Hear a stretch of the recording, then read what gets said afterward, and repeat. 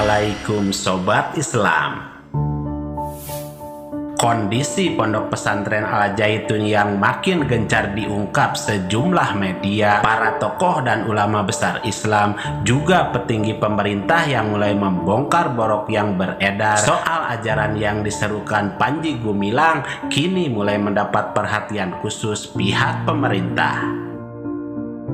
Kondisi yang di awal terkenal justru diedarkan pihak Ponpes sendiri terkait sejumlah ajaran yang kini dicap menyimpang oleh banyak pengamat dan tokoh besar Islam. Sementara saat ini Panji Gumilang yang kesal kepada MUI dan banyak pihak yang menyatakan Al Zaitun adalah komunis dan sejumlah tuduhan sesat lainnya, tak terima dan bersiap serang balik dengan menghadang bahkan mengharamkan MUI di Ponpes Al Zaitun. Juga tanggapan Muldoko dan Hendro Priyono yang marah langsung membeberkan siapa dirinya untuk Al Zaitun, hingga Mahfud MD akhirnya menyiapkan proses hukum soal ini.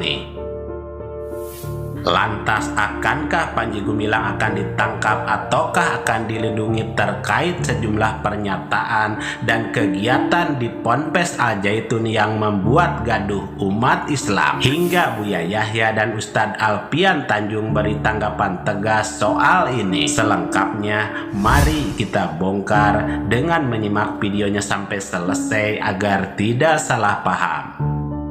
Karena apakah NU, apakah Muhammadiyah, apakah MUI, apakah lembaga-lembaga media, itu semuanya sangat keras sekali menuntut agar Al Zaitun itu dibekukan dan pimpinannya yang bernama Panji Gumilang itu harus ditangkap. Betul. Karena ucapan-ucapan beliau sangat terang dan itu tidak perlu lagi ada laporan karena itu sudah sangat mengganggu dan termasuk pelecehan agama, itu penistaan agama.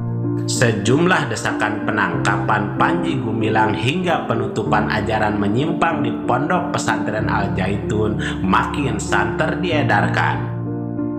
Sejumlah aksi hingga seruan penutupan Ponpes Al Zaitun dan tangkap Panji Gumilang kini dihadirkan FPI yang menggelar aksi di Kemenag dan menyerukan fokus cabut izin dan tutup permanen Ponpes Al Zaitun. Al Zaitun sendiri adalah sebuah penampakan dari sebuah perjalanan panjang yang kalau ini dilakukan pendalaman akan kita ketahui di dalamnya memang ada akar-akar tangan-tangan jahat yang pernah membuat umat Islam selalu punya brand, merek, atau punya simpulan-simpulan yang membuat umat Islam selalu disalahkan, dikalahkan, dan juga dihinakan. Dari semua pintu yang masuk laporan pelanggaran pidananya, dugaannya sudah sangat jelas dan unsur-unsurnya sudah diidentifikasi. Tinggal diklarifikasi nanti di dalam pemanggilan atau pemeriksaan. Seruan aksi yang harus didukung secara penuh untuk mendoakan apakah NU, Muhammadiyah, MUI atau lembaga media yang semua sangat keras menuntut agar Al Zaitun dibekukan dan pimpinannya Panji Gumilang harus ditangkap karena ucapan-ucapan beliau sangat terang dan itu tidak perlu lagi dilaporkan karena itu sudah sangat mengganggu dan termasuk pelecehan dan penistaan agama serta sudah terkonfirmasi dan sangat susah untuk dihindari, kata Ustadz Alfian Tanjung. Karena apakah NU, apakah Muhammadiyah, apakah MUI, apakah lembaga-lembaga media, itu semuanya sangat keras sekali menuntut agar Al Zaitun itu dibekukan dan pimpinannya yang bernama Panji Gumilang itu harus ditangkap. Betul. Karena ucapan-ucapan beliau sangat terang dan itu tidak perlu lagi ada laporan karena itu sudah sangat mengganggu dan termasuk pelecehan agama, itu penistaan agama terkena dengan 156A dan itu sudah terkonfirmasi dan sangat susah untuk dihindari.